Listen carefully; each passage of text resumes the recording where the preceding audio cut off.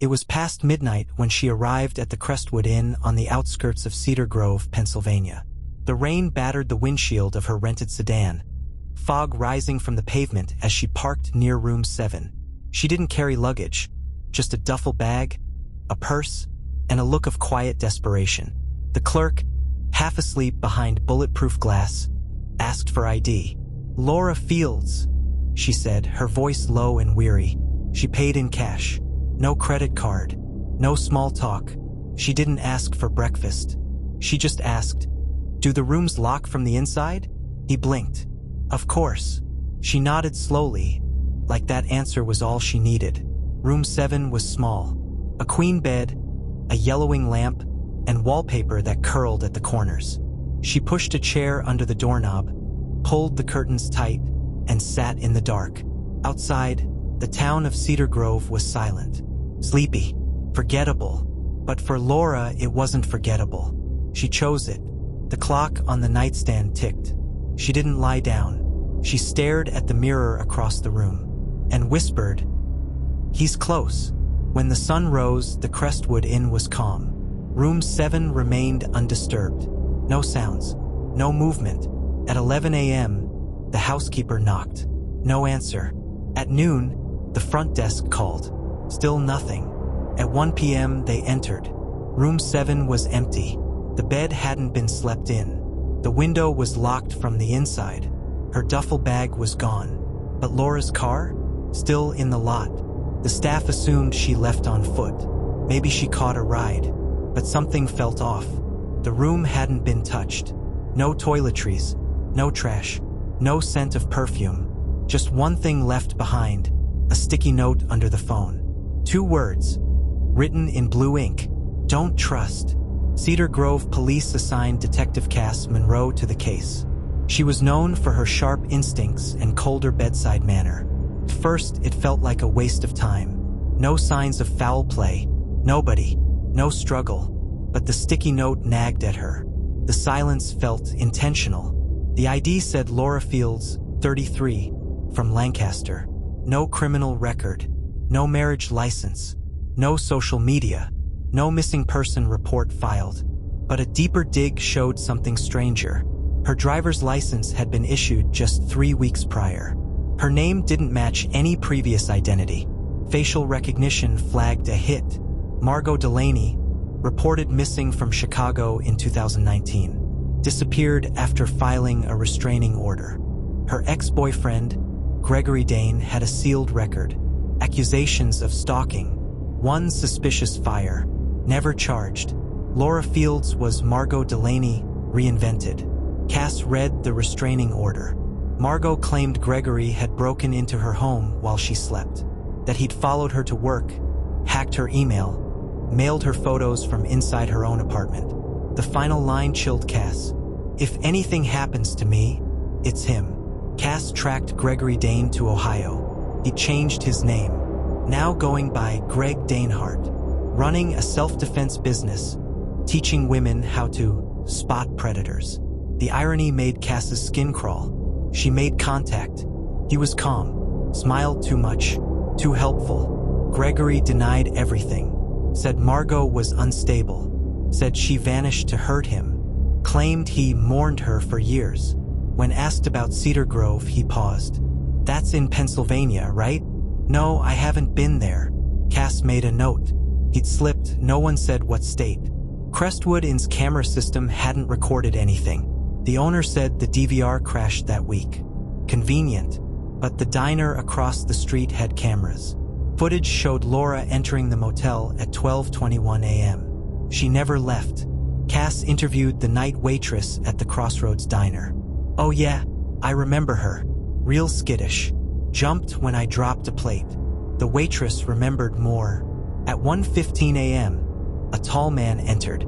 Didn't order anything. Just stood near the motel window.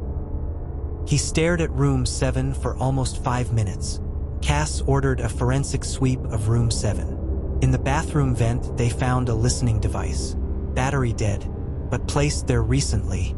They pulled the motel's walls apart. In the duct system, they found something far worse. A tiny camera wired through the AC. Someone had watched her, Crestwood Inn had changed hands 4 times in 10 years. Under each owner, women had reported suspicious activity. One claimed a man followed her to her room. Another woke up with bruises she couldn't explain. None of it led to charges. All of it added up. Cass found 3 unsolved disappearances, all involving women staying at motels between 2018 and 2023. Each case had similar traits: checked in alone, paid in cash, vanished without a trace. 2 were found later in shallow graves. Terry Ellison worked at Crestwood Inn for 14 years. Low profile, kept to himself, lived in a trailer behind the lot. He'd never been questioned, but he always had access. Cass paid him a visit. He offered her coffee. His hands shook. Inside Terry's trailer, beneath a rug, was a trapdoor. Cass and her team descended into darkness. What they found was the vault. A concrete room, soundproof. Chains, camera, a mattress, a scent of bleach and metal, and a necklace, a delicate chain, engraved LD, Laura's. A notebook sat on a shelf, titled Guests. Inside dates, initials, codes. 12 names, all women. 3 had been confirmed dead. 2 were still missing. One of them, Aleph. Terry broke within hours, but not the way Cass expected. "It wasn't me," he whispered. "I just maintained it. I was paid to stay quiet. I never hurt them." Cass leaned in. "Paid by who?" He hesitated. Danehart. Gregory Danehart had been careful. No fingerprints, no digital trail. But now Cass had a paper trail. Terry had deposit receipts from a shell company. The account is tied back to Danehart Holdings LLC. They had him. 2 hours north of Cedar Grove, Danehart owned a training facility. Cass raided it. On the second floor was a locked room. Behind the door, blood-stained sheets, restraints, and a woman's scarf. DNA confirmed it. Laura's blood. Without a body, the DA hesitated. But Cass wasn't done. She went back to the vault. Found one more clue, hidden behind a loose brick. A phone. Water damaged. Smashed. But data recovered. The last photo? Laura. Eyes wide. Mouth gagged. Behind her, Gregory Danehart. The courtroom overflowed. Gregory pleaded not guilty. Smirked as they read the charges. Cass took the stand. So did Terry. So did 3 survivors from other towns. The jury saw the pattern, but they needed more. A woman sat in the back, wore a scarf, never spoke. Then she stood. "I'd like to testify." She walked to the front, pulled off her scarf, revealed a bruised neck. It was Laura, alive. She'd escaped 2 weeks earlier, crawled through a drainage pipe at Danehart's farmhouse. Found by hikers, hospitalized. She begged them not to announce she was alive until the trial. She wanted to see his face, and she did. He looked, "I'm afraid." Laura told everything. How he drugged her, how she woke up in a concrete room, how he made her write letters saying she'd run away, how he filmed everything, and how she waited, pretending to break, watching for a way out.